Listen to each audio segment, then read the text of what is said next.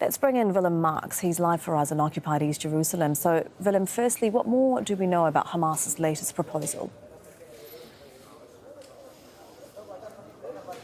Well, Elizabeth, Reuters, the news agency, has been reporting on a version of the proposals that they say they've seen. And essentially it splits the offer, the requirements, into two stages. Hamas saying that they would be willing to release the women, children, elderly, those who are unwell from inside Gaza, as well as female Israeli soldiers that have been held captive there for 5 months or so now.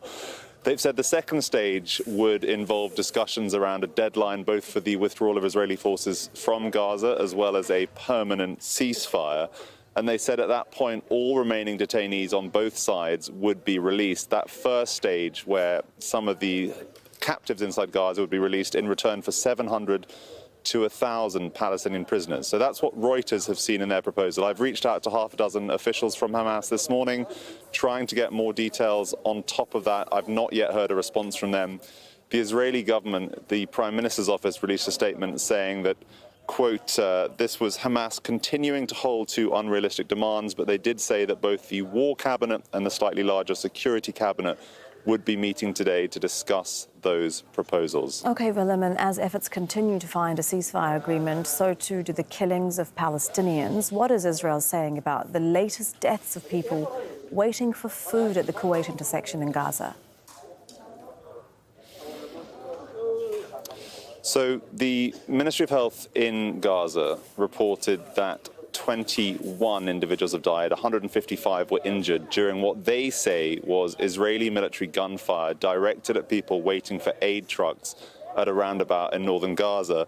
The Israeli military this morning with a statement to us saying that the reports that they attacked dozens of Gazans at an aid distribution point are false. They said they are assessing the incident, quote, with the thoroughness that it deserves.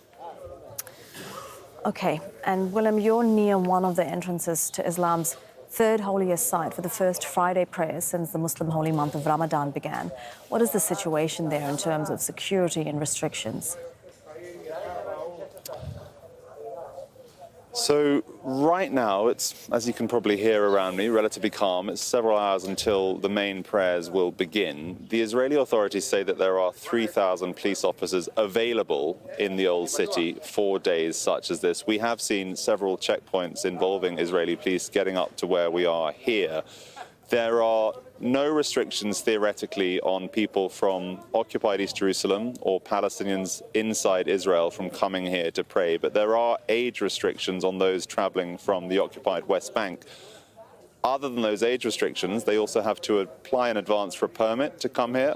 They have to travel through checkpoints after 4 a.m. this morning. They have to be back in the West Bank by 5 p.m. We've been talking to people over the last hour or so coming here successfully from Nablus, from Bethlehem, from Jenin, but telling us just in the last few minutes that there are many other people trying to cross the checkpoints from the occupied West Bank who are either being delayed for long periods of time or being turned away. Willem, thank you very much for that. For now, that is Willem Marx joining us live from occupied East Jerusalem.